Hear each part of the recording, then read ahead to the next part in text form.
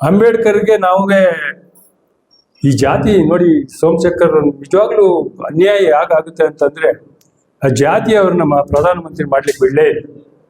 ಬಹುಶಃ ಅವ್ರು ಏನಾದ್ರೂ ಪ್ರಧಾನಮಂತ್ರಿ ಆಗಿದ್ರೆ ನಾನು ಎದೆ ತಟ್ಕೊಂಡು ಹೇಳ್ತೇನೆ, ಸಮಾಜ ಇಷ್ಟೊತ್ತಿಗೆ ನಿರ್ಮಾಣ ಆಗ್ಬಿಡೋದು ಭಾರತ ದೇಶ. ಅದಾಗ್ಲಿಕ್ಕೆ ಕೊಡ್ತಾ ಇಲ್ಲ. ಇಂಥವ್ರು ರಾಜಕಾರಣಿಗೆ ಮುಂದೆ ಬರ್ಲಿಕ್ಕೆ ಬಿಡೋದಿಲ್ಲ. ಈಗ ತುಂಬಾ ಚಳಿ, ನಮಗೆ ಮಧ್ಯಾಹ್ನಕ್ಕೆ ಅಲ್ಲಿ ನೆಲ ಒರೆಸೋದು ಬೇರೆ ಬೇರೆ ಎಲ್ಲ ಕೆಲಸಗಳು ಮುಗಿತಾ ಇತ್ತು. ನಮಗೆ ಕೊಟ್ಟಿರ್ತಕ್ಕಂಥ ಕೊಠಡಿ ಪಕ್ಕ ಒಂದು ಗ್ರಂಥಾಲಯ ಇದೆ. 25 ಎಕರೆಯಲ್ಲಿ ಒಂದು ಗ್ರಂಥಾಲಯ ಇದೆ. ಆ ಗ್ರಂಥಾಲಯ ಒಂದು ಸುತ್ತು ಬರ್ಲಿಕ್ಕೆ ನಿಮಗೆ ಒಂದು ದಿವಸ ಬೇಕಾಗುತ್ತೆ. ಒಂದೊಂದು 2 ದಿವಸ ಅದೆಲ್ಲ ಸುತ್ತು ಬಂದು ಯಾರ್ಯಾರ ಕೃತಿಗಳು ಎಷ್ಟೆಷ್ಟಿದ್ದಾವೆ ಅಂತೇಳಿ, ಅದು ಭಾರತ ದೇಶದವ್ರದ್ದು, ಕರ್ನಾಟಕದವ್ರದ್ದು ಎಷ್ಟೆಷ್ಟು ಕೃತಿಗಳಿದೆ ಅಂತ ಸುತ್ತ ಹಾಕಿ ನೋಡಿದಾಗ ನಿಮ್ಗೊಂದು ತಮಾಷೆ ಅನ್ಸುತ್ತೆ. ನೋಡಿ, ಅಂಬೇಡ್ಕರ್ ಅವರ ಕೃತಿಗಳು ಆ ಲೈಬ್ರರಿ ಅತ್ಯಂತ ಹೆಚ್ಚು ಕೃತಿಗಳಿತ್ತು. ನಾವು ಬರೆಯೋದಲ್ಲ, ಹೊರದೇಶದವರು, ಬೇರೆ ಬೇರೆ ಅವರ ಸಂಘಟಕರು, ಅವ್ರ ಜೊತೆಯಲ್ಲಿ ಓದ್ದವರು, ಅವ್ರನ್ನ ಕಂಡವರು, ಅವರೆಲ್ಲ ಬರೆದಿರ್ತಕ್ಕಂಥ ಅಪರೂಪದ ಕೃತಿಗಳನ್ನ ನೋಡಿ ನನಗೆ ಅಂಬೇಡ್ಕರ್ ನಾನು ಓದೇ ಇಲ್ವಲ್ಲ ಅಂತ ವ್ಯಥೆ ಆಯಿತು. ಆ ನಂತರ ಆ ಕೃತಿಗಳನ್ನೆಲ್ಲ ಓದ್ಲಿಕ್ಕೆ ಶುರು ಮಾಡಿದೆ. ಮೊನ್ನೆ ಗಾಂಧಿನಗರದಲ್ಲಿ ಒಂದು ಕಾರ್ಯಕ್ರಮದಲ್ಲಿ ಅಂಬೇಡ್ಕರ್ ಬಗ್ಗೆ ನಾನು ಮಾತಾಡ್ತಾ ಇದ್ದಾಗ ಒಂದು ವಿಷಯ ಏನು ಅಂತಂದ್ರೆ, ವಿಶ್ವದಲ್ಲಿ 3 ಕಾರಣಕ್ಕೆ ಭಾರತವನ್ನ ಸ್ಮರಿಸುವ ಕೆಲಸ ನಡೆಯುತ್ತೆ. ಒಂದು, ಮಹಾತ್ಮ ಗಾಂಧೀಜಿಯವರ ಜನ್ಮದಿನವನ್ನ ಅಹಿಂಸಾ ದಿನವನ್ನಾಗಿ ವಿಶ್ವಸಂಸ್ಥೆಯು ಸೇರಿದ ಹಾಗೆ ಇಡೀ ವಿಶ್ವ ಆಚರಣೆಯನ್ನು ಮಾಡುತ್ತೆ. ಇನ್ನೊಂದು ಹೆಮ್ಮೆ ಪಡುವಂತ ವಿಷಯ ಅಂತಂದ್ರೆ, ಅಂಬೇಡ್ಕರ್ ಅವರ ಜನ್ಮದಿನವನ್ನ ಇಡೀ ವಿಶ್ವಸಂಸ್ಥೆಯು ಸೇರಿದ ಹಾಗೆ ವಿಶ್ವದ ಎಲ್ಲ ದೇಶಗಳು ಜ್ಞಾನದ ದಿನವನ್ನಾಗಿ ಆಚರಣೆ ಮಾಡ್ತಾ ಇದ್ರು. ಚಪ್ಪಾಳೆ ಹೊಡೀರಿ. ನಮ್ಗೆ ಅಂಬೇಡ್ಕರ್ ಅಂದ್ರೆ ಏನು ಅಂತಾನೆ ಗೊತ್ತಿಲ್ಲ, ವಿಶ್ವ ತಿಳ್ಕೊಡಿ. ನಾನು ಇದನ್ನ ಮಾತಾಡ್ತಾ ಹೇಳಿ ಆಮೇಲೆ ಈಗ ಇತ್ತೀಚೆಗೆ ಇಡೀ ವಿಶ್ವ ಭಾರತದ ಯೋಗ ದಿನವನ್ನಾಗಿ ಇಡೀ ವಿಶ್ವ ಆಚರಣೆ ಮಾಡ್ತಾ ಇದೆ. ಇದೆಲ್ಲ ಹೆಮ್ಮೆ ಪಡುವಂತ ವಿಷಯ. ಅಂಬೇಡ್ಕರ್ ಕಾಣಿಕೆ ಎಷ್ಟಿದೆ ಅಂದ್ರೆ ವಿಶ್ವಕ್ಕೆ, ಅವರು ಇದು ನಾನು ಅಲ್ಲಿ ಓದಿದಂಥದ್ದು. ಭಾರತ ದೇಶದಿಂದ ಕಾನೂನು ಕಲೀಲಿಕ್ಕೆ ಇಂಗ್ಲೆಂಡ್ಗೆ ಹೋಗ್ತಾರೆ. ಸುಮಾರು 9 ಜನ ಬೇರೆ ಬೇರೆ ದೇಶಗಳಿಂದ ಅಲ್ಲಿ ಬಂದಿರ್ತಾರೆ. ಅವರೆಲ್ಲ ಒಟ್ಟಿಗೆ ಸೇರಿದಾಗ ಮರುದಿವ್ಸನೇ ಎಲ್ಲ ಬಾರಿಗೆ ಕರ್ಕೊಂಡು ಹೋಗ್ಲಿಕ್ಕೆ ಪ್ರಯತ್ನ ಮಾಡ್ತಾರೆ ಅಂಬೇಡ್ಕರ್ ಅವರು. ಅವರು ಆ ಸ್ಥಳ ಇರುತ್ತಲ್ಲ, ಅವ್ರಿರುವ ಸ್ಥಳದಲ್ಲಿ ಅವ್ರು ನೇಳು ಉಳಿಸ್ಕೊಂಡಿರ್ತಾರೆ. ಅಲ್ಲೊಂದು ದೊಡ್ಡ ಲೈಬ್ರರಿ ಇರುತ್ತೆ. ಅಂಬೇಡ್ಕರ್ ಕೇಳಿದ ಪ್ರಶ್ನೆ ಏನು ಅಂತಂದ್ರೆ, ನಾನು ಬಾರಿಗೆ ಬರಲ್ಲಪ್ಪ, ದಯಮಾಡಿ ಸಾಯಂಕಾಲ 6 ಗಂಟೆ ಮೇಲೆ ಒಂದು 8 ಗಂಟೆವರೆಗೂ ನನಗೆ ಗ್ರಂಥಾಲಯವನ್ನು ತೆಗೆದು ಒಂದು ಅರ್ಧದ ಕಾಫಿ ಕೊಡ್ಲಿಕ್ಕೆ ವ್ಯವಸ್ಥೆ ಮಾಡ್ರಪ್ಪ ಅಂತ ಶ್ರೀಮಂತರ ಮಕ್ಕಳು ಅವರೆಲ್ಲ. ಏನೇ ಮೂರ್ಖ, ನೀನ್ ಮಜಾ ಮಾಡಕ್ ಬಂದಿದ್ಯಾ, ಇಲ್ಲಿ ಟೀ ಕುಡ್ಕೊಂಡು ಓದಕ್ ಬಂದಿದ್ಯಾ ಅಂತ ಕೇಳ್ತಾರೆ. ಇಲ್ಲಪ್ಪ, ನನ್ನ ದೇಶದ ಸಮಾಜವನ್ನು ನಿರ್ಮಾಣ ಮಾಡಲಿಕ್ಕೆ ಪಣ ತೊಟ್ಟಿ ಇಲ್ಲಿ ಓದ್ಲಿಕ್ಕೆ ಬಂದಿದ್ದೇನೆ. ನನಗೆ ಅರ್ಧ ಕಾಫಿ ಕೊಟ್ಟರು ಸಾಕು, ನೀವು ಬಾರ್ಗೆ ಹೋಗಿ ಅಂತೇಳಿ ದಿವಸ ಕಳಿಸ್ತಾ ಇರ್ತಾರೆ. ಅಲ್ಲಿ ಲೈಬ್ರರಿಯನ್ನು 2 ಗಂಟೆ ಕಾಲ ಎಕ್ಸ್ಟ್ರಾ ಇವರು ಒಬ್ಬರಿಗೋಸ್ಕರ ಲೈಬ್ರರಿಯನ್ನು ತೆಗೆದು 2 ಬಾರಿ ಟೀ ಕೊಡುವಂತ ಕೆಲಸವನ್ನು ಮಾಡ್ತಾರೆ. ಉಳಿದ ಶ್ರೀಮಂತ ಗೆಳೆಯರು ಇವರು ಒಂದು ಬುಕ್ನು ಕೊಂಡ್ಕೊಳ್ಳೋದು ದುಡ್ಡಿಲ್ಲ ಅವ್ರ ಹತ್ರ. ಲಕ್ಷಾಂತರ ರೂಪಾಯಿ ಪುಸ್ತಕಗಳನ್ನು ಕೊಂಡ್ಕೊಂಡು ಬರ್ತಾರೆ. ಬರುವಾಗೆಲ್ಲ ಒಂದೊಂದು ಹೊರೆ, ರೂಮಿಗೆ ಬರುವಾಗೆಲ್ಲ ಹೊರೆ ತಂದು ರಾಶಿ ಆಗ್ತಾ ಇರ್ತಾರೆ. ಇದೆಲ್ಲ ಓದ್ತೀರಾ ಅಂತ ಕೇಳಿದ್ರೆ ಓದ್ತೀವಿ, ನಾಳೆ ಓದ್ತೀವಿ ಕುಡ್ಕೊಂಡು ಮಲ್ಕೊಬಿಡ್ತಾರೆ. ಅದು ರಾಶಿ ಎಷ್ಟಾಗುತ್ತೆ ಅಂತಂದ್ರೆ ಒಂದು ಲೋಡು ಲಾರಿ ಎಷ್ಟಾಗ್ಬಿಡುತ್ತೆ. ಆ ಶ್ರೀಮಂತರ ಮಕ್ಕಳು ಒಬ್ಬ ಭಾರತ ದೇಶಕ್ಕೆ ಬಂದಿರ್ತಾನೆ, ಅವನೊಬ್ಬ ಗೆಳೆಯ, ಅವ್ರ ಜೊತೆಲಿ ಓದೋದು.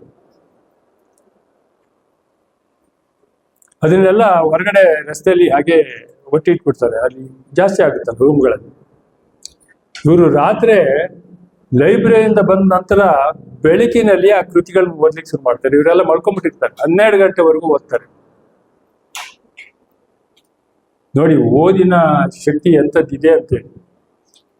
ಎಲ್ಲ ಓದಿದ ನಂತರ ಪರೀಕ್ಷೆ ಆಗುತ್ತೆ. ಪರೀಕ್ಷೆಯಲ್ಲಿ ಎಲ್ಲರೂ 9 ಜನರು ಫೇಲ್ ಆಗಿರ್ತಾರೆ, ಇವ್ರು ಒಬ್ಬರೇ ಪಾಸ್ ಆಗಿರ್ತಾರೆ. ಏನಪ್ಪ ಹಿಂಗ್ ಮಾಡಿದೆ ಏನು ಅಂತ ಕೇಳಿದ್ರೆ ನಿಮ್ ಬಗ್ಗೆ ನನಗೆ ಸಹಾಯ ಮಾಡ್ತೀವೋ, ನಾನು ಈ ಮಲಗಿನ ಹತ್ರ ಹೋಗಿ ಅದನ್ನೆಲ್ಲ ಓದ್ತಾ ಇದ್ವಿ ಅಂತ ಹೇಳ್ತಾರೆ. ನಿನ್ಗೊಂದು ಪಾರ್ಟಿ ಮಾಡ್ತೀವಿ ನಾವು, ಅದು ಎಷ್ಟೇ ಡಾಲರ್, ಎಷ್ಟು ಲಕ್ಷ ಡಾಲರ್ ಆಗಲಿ, ಅದು ಯಾವುದೋ ಒಂದು ಬಾರ್ ಹೆಸರು ಹೇಳ್ತಾರೆ, ಇಂಗ್ಲೆಂಡ್ ಭಾರಿ ಕಾಸ್ಟ್ಲಿ ಬಾರ್. ಅದಕ್ಕಿಂತ ಒಂದು ಸಹಾಯ ಮಾಡ್ಬೇಕಲ್ಲ ನೀವು, ಆ ಸಹಾಯ ಮಾಡ್ರಪ್ಪ ಸಾಕು, ಏನ್ ನೀವು ಪ್ರಾಮಿಸ್ ಮಾಡಿ ಅಂತ ಕೇಳ್ತಾರೆ. ಆ ರಸ್ತೆಯಲ್ಲಿ ಬಿದ್ದಿದೆಯಲ್ಲ ಬುಕ್ಗಳು, ಜ್ಞಾನದ ಭಂಡಾರಗಳು, ಅದನ್ನ ಭಾರತ ದೇಶಕ್ಕೆ ಶಿಪ್ಮೆಂಟ್ ಮಾಡಿ ಅಡುಗೆಗೆ ಹಾಕೊಡುವಂತ ಕೆಲಸ ಮಾಡ್ರಪ್ಪ ಅಂತ ಕೇಳ್ಕೊಳ್ತಾರೆ. ಹುಚ್ಚ, ನೀನ್ ಭಾರತ ಏನು ಡೆಬ್ರಿನೇನಯ್ಯ, ಈ ಡಸ್ಟ್ಬಿನ್ ಅದು, ಈ ಡೆಬ್ರಿಗಳನ್ನ ಹಾಕೋದಕ್ಕೆ ಏನಿದೆ ಅದ್ರಲ್ಲಿ ಅಂತ ಕೇಳ್ತಾರೆ. ನೀವು ಓದೇ ಇಲ್ವಲ್ಲ, ನಿಮ್ಗೆ ಏನ್ ಗೊತ್ತಾಗುತ್ತೆ, ನಾನೆಲ್ಲ ಓದಿದ್ದೀನಿ. ಎಲ್ಲ ವಿಶ್ವಕ್ಕೆ ಜ್ಞಾನ ನೀಡುವಂತ ಒಂದೊಂದು ಕೃತಿಗಳಲ್ಲೂ ಅಂತ ಅಪರೂಪದ ಶಕ್ತಿ ಇದೆ, ಅಷ್ಟು ಸಹಾಯ ಮಾಡಿ, ಅಲ್ಲಿ ಖರ್ಚು ಮಾಡಬೇಡಿ ಅಂತ ಹೇಳಿದಾಗ ಅವರೆಲ್ಲ ಶಿಪ್ಮೆಂಟ್ ಮಾಡಿ ಇದ್ರ ಜೊತೆಲಿ ಕೃತಿಗಳನ್ನು ಕಳಿಸ್ತಾರೆ. ಭಾರತಕ್ಕೆ ಬಂದ್ಮೇಲೆ ಮುಂಬೈನಲ್ಲಿ ಒಂದು ಗ್ರಂಥಾಲಯವನ್ನು ತೆರೀತಾರೆ. ನೋಡಿ ತಮಾಷೆ ಏನು ಅಂತಂದ್ರೆ, ವಿಶ್ವದಲ್ಲಿಯೇ ಏಕೈಕ ವ್ಯಕ್ತಿ ಮುಂಬೈನಲ್ಲಿ ತೆಗೆದಂತ ಗ್ರಂಥಾಲಯದಲ್ಲಿ 50,000 ಬುಕ್ಗಳಿದ್ದು ಅಂತ. ಚಪ್ಪಾಳೆ ಹೊಡೀರಿ ಅದಕ್ಕೆ. ಆ 50,000 ಬುಕ್ಗಳನ್ನು ಓದಿದ್ರಂತೆ ಅವರು. ಒಂದು 5 ವರ್ಷದ ನಂತರ ಅವ್ರ ಜೊತೆಯಲ್ಲಿ ಫೇಲ್ ಆಗಿರ್ತಾನಲ್ಲ, ಯಾವುದೋ ದೇಶದಲ್ಲಿ ನಾನು ಬರ್ಬಿಟ್ಟಿದ್ದೀನಿ, ಅವನು ಬರ್ತಾನೆ ಭಾರತ ದೇಶಕ್ಕೆ ಇವ್ರಿಗೆ ಕಾಣ್ಲಿಕ್ಕೆ. ಆ ಡೆಬ್ರಿಯೆಲ್ಲ ಏನ್ ಮಾಡ್ದಪ್ಪ ಅಂತ ಕೇಳ್ತಾನೆ. ಆ ಲೈಬ್ರರಿ ಸುತ್ತಿಸ್ಬಿಟ್ಟು ಕರ್ಕೊಂಡು, ಏನೇ ಚಿನ್ನದ ಗಣಿ ಮಾಡಿಟ್ಟಿದೆಯಲ್ಲ ನಮ್ಗೆ ಬಿಸಾಕಿ ಬುಕ್ಗಳನ್ನ ಅಂತ ಕೇಳಿ ಹೆಮ್ಮೆ ಪಟ್ಕೊಳ್ತಾನೆ. ಆಮೇಲೆ ಅಟೆಂಡ್ರಿ ಕೇಳ್ತಾನೆ ಅವನು, ಯಾವುದೋ ಅಮೆರಿಕ ದೇಶದಲ್ಲಿ ಬುಕ್ ನಾನು ಬರ್ಬಿಟ್ಟಿದ್ದೀನಿ. ಅಟೆಂಡ್ರು ನಮ್ಗೆ ಇವ್ರಿಗೆ ಕೊನೆ ನಮಸ್ಕಾರವನ್ನ ಸಲ್ಲಿಸ್ಬೇಕಲ್ಲ, ಯಾವ ತರ ಅಂತ ಕೇಳ್ತಾನೆ. ಅವನು ದೀರ್ದಾಂಡ ನಮಸ್ಕಾರ ಮಾಡ್ಬಿಟ್ಟು ತೋರಿಸ್ತಾನೆ. ಅಂಬೇಡ್ಕರ್ಗೆ ಆ ಹೊರದೇಶದ ವ್ಯಕ್ತಿ ದೀರ್ದಾಂಡ ನಮಸ್ಕಾರ ಮಾಡ್ಬಿಡ್ತಾನೆ. ಯಾಕಪ್ಪ ಹುಚ್ಚಿಗೆ ಚಿಡಿದಿದೆ ಅಂತಿಲ್ಲಪ್ಪ, ನಿನಗೆ ನಾನು ಏನು ಕೃತಜ್ಞತೆ ಯಾಕೆ ಕೇಳಿ, ನೀನು ಏನಾವ ಕಂಡ್ಬಿಟ್ಟಿವಿ ನಾವು ಅಲ್ಲಿ ಅದೇ ಇಂಗ್ಲೆಂಡಲ್ಲಿ, ಅದಕ್ಕೋಸ್ಕರ ಕೃತಜ್ಞೆ ಹೇಳಲಿಕ್ಕೆ ಇದು ಮಾಡಿದೆ ಅಂತ ಹೇಳ್ತಾನೆ. ಆಮೇಲೆ ಅವರು ಹೋಗ್ತಾರೆ.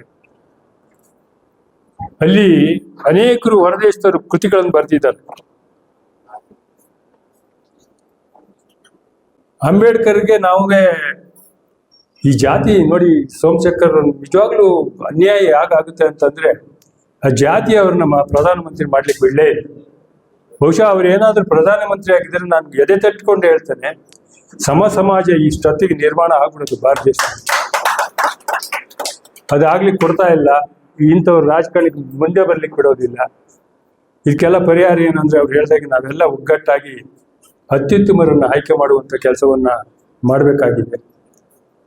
ಹಾಗಾಗಿ ಅಂಬೇಡ್ಕರ್ ಅವರಿಗೆ ಅವರ ಯಾವುದೋ ರಾಜಕಾರಣ ಈ ದೇಶದ ಅಭಿವೃದ್ಧಿಯಲ್ಲಿ ತೊಡಕಾಗಿದೆ ಅಂತ ಹೇಳಿ ನಾನು ಅನ್ಕೊಳ್ತೇನೆ. ಅವರ ಸ್ನೇಹಿತರು ಅನೇಕ ಕೃತಿಗಳನ್ನು ಬರೆದಿದ್ದಾರೆ. ಒಬ್ಬ ಭಾರತ ದೇಶಕ್ಕೆ ಬಂದ್ಮೇಲೆ ಇಂಗ್ಲಿಷ್ನವರಿಗೆ ಆರ್ಥಿಕವಾಗಿ ಸಲಹೆಗಳನ್ನು ಕೊಡ್ತಾ ಇದ್ರಂತೆ. ಅದನ್ನೊಂದು ಕೃತಿ ಬರೆದಿದ್ದಾರೆ. ಯಾರು ಅಂಬೇಡ್ಕರ್ ಅವರು. ನೋಡಿ, ಯಾರು ಹೇಳೋದೇ ಇಲ್ಲ ಇದನ್ನ. ಅವರೊಬ್ಬ ದೊಡ್ಡ ನೀರಾವರಿ ತಜ್ಞರಾಗಿ ಉತ್ತರ ಭಾರತದ ಕೆಲವು ನೀರಾವರಿ ವಿಷಯಗಳನ್ನ ಆಂಗ್ಲ ಭಾಷೆಯವರು ಅದನ್ನ ಜಾರಿ ತಂದ್ರಂತೆ. ಶಿಕ್ಷಣ ತಜ್ಞ, ಆರ್ಥಿಕ ತಜ್ಞ, ನೀರಾವರಿ ತಜ್ಞ. ಬಹಳ ಮುಖ್ಯವಾಗಿ ಆತ ಮಾಡಿದ ದೊಡ್ಡ ಕೆಲಸ ಅಂತ ಅಂದ್ರೆ, 3 ಪತ್ರಿಕೆಗಳನ್ನ ಏಕಕಾಲದಲ್ಲಿ ಸಮಾಜದ ಕಂಡ ಹಾಗೆ, ಮತ್ತೆ ಭಾರತದ ಸ್ವಾತಂತ್ರ್ಯಕ್ಕೆ ಸಂಬಂಧಪಟ್ಟ ಹಾಗೆ, ಇನ್ನೊಂದು ಆರ್ಥಿಕ ವಿಷಯಗಳ ಬಗ್ಗೆ ಬೇರೆ ಬೇರೆ ಪತ್ರಿಕೆಗಳಲ್ಲಿ ಏಕಕಾಲದಲ್ಲಿ ಒಬ್ಬರೇ ಬರೀತಾ ಇದ್ರು. ಯಾರು ಒಂದು ಹೆಸರು ಹೇಳ್ತಾರೆ, ನಂಗೆ ಬರ್ಬಿಟ್ಟಿದೆ. ಒಂದು ಬಹಳ ಮುಖ್ಯವಾದ ಪತ್ರಿಕೆ ಯಾರ್ದು, ಅವ್ರದ್ದು ಮೂಕನಾಯಕ. ಕರೆಕ್ಟ್. ಯಾರು ಹೇಳಿದ್ದು? ಯಾರು ಹೇಳಿದ್ರು? ಎಲ್ಲ 3 ಪೇಜ್ ಕೊಡ್ಬೇಕನ್ನಪ್ಪ ಈಗ. ಆ ಮೂಕನಾಯಕಿಗೆ ಈ ಉದ್ದು ಕೂರಿಸ್ಕೊಳ್ಳೋರಂತೆ. ಮೂಕನಾಯಕನ ಹೇಳ್ಬಿಟ್ಟು ಕೂತಿರು ಬಂದೆ, ಮತ್ತೆ ಇನ್ನು ಹೇಳ್ತೀನಿ ಅಂತೇಳಿ ಮುಂದಕ್ಕೆ ಹೋಗಿ ಅವನು ಕಂಟಿನ್ಯೂ ಮಾಡಿದ್ರು. ಸ್ವಾತಂತ್ರ್ಯ ಹೋರಾಟದ ಬಗ್ಗೆ ಅವನಿಗೆ ಬರೆಸ್ತಾ ಇದ್ರಂತೆ. ಆಮೇಲೆ ಆರ್ಥಿಕ ತಜ್ಞರಿಗೆ ನೀರಾವರಿ ಬಗ್ಗೆ ಈ ಕಡೆ ಕೂರಿಸ್ಕೊಂಡು ಅದ್ರಲ್ಲಿ ಕೊಡ್ತಾ ಇದ್ರು. ಇದನ್ನೆಲ್ಲ ಇಂಗ್ಲಿಷ್ನವ್ರು ಓದಿ ಬೆರಗಾಗ್ಬಿಟ್ಟು, ಎಂಥ ಶಿಲ್ಪಿ ಮಾರ ನೀನು ಅಂತ ಹೇಳಿ, ನೀವು ಯಾರ್ಯಾರನ್ನೂ ಶಿಲ್ಪಿ ಅಂತೀವಿ, ಅವ್ರಿಗೆ ಶಿಲ್ಪಿ ಅನ್ನೋದೇ ಇಲ್ಲ. ಇದು ನಮ್ಮ ಮೂರ್ಖತನದ ಪರಮಾವಧಿ. ಹಾಗಾಗಿ ಆ ಚೇತನವನ್ನ ನಾವು ಸರಿಯಾಗಿ ನೋಡ್ಕೊಳ್ಳಿಕ್ಕಾಗಲಿಲ್ಲ. ನೋಡಿ ಇವ್ರ ಹಾಗೆ ಆಗಿದೆ. ನಾನು ಇಂಥವ್ರನ್ನೆಲ್ಲ ನೋಡ್ಕೊಳ್ಳೋಕೆ ಆಗೋದಿಲ್ಲ. ನಾನು ಇವ್ರು ಬಂದಿದ್ದಕ್ಕೋಸ್ಕರ ನಾನು ಬಂದೆ. ಇವತ್ತು ನನಗೆ ಇಷ್ಟಕ್ಕೆ ನನ್ನ ಮಾತನ್ನು ನಿಗಿಸಿ ಇನ್ನೊಂದ್ಸಾರಿ ಹೆಚ್ಚು ಮಾತಾಡ್ಲಿಕ್ಕೆ ಅವಕಾಶ ಕೊಡಿ ಅಂತ ಕೇಳ್ಕೊಂಡು ನನ್ನ ಮಾತು ಮುಗಿಸ್ತೇನೆ. ನಮಸ್ಕಾರ.